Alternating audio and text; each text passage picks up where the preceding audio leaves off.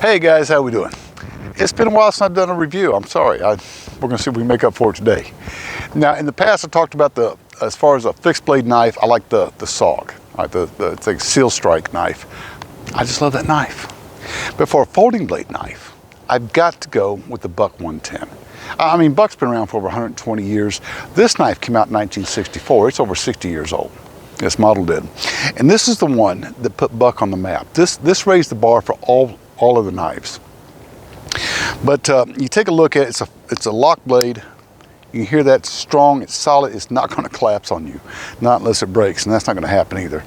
You got 420 stainless steel, it keeps a great edge, it's a great looking knife, it's a great feel, it's got some weight to it, and I like that. It's the housing's made of brass.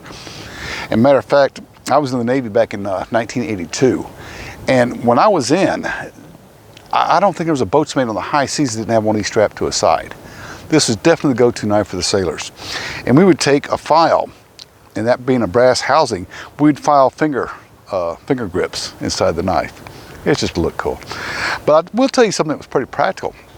Something else we used to do. If you look down the side there, that groove where the blade goes, we take what we called wax string. It was kind of like twine that had a wax coating on it. And we'd cut a piece and we put it down the side there. And we put a little bit of oil, like sewing machine oil or real light machine oil. And that kept that blade oiled up, that moving mechanism. Because being out there on the sea, that salt gets in there. And it just really kept it operational. Just kind of a pro tip. But anyway, if you want a good folding knife, this is definitely the go-to knife to go to. You guys take care. Have an awesome day. I'll see you soon. Oh, and by the way, you'll find this on my website. homebase25.com/showdown. Go check it out. I got a pretty good price. I think it's like $64, $65.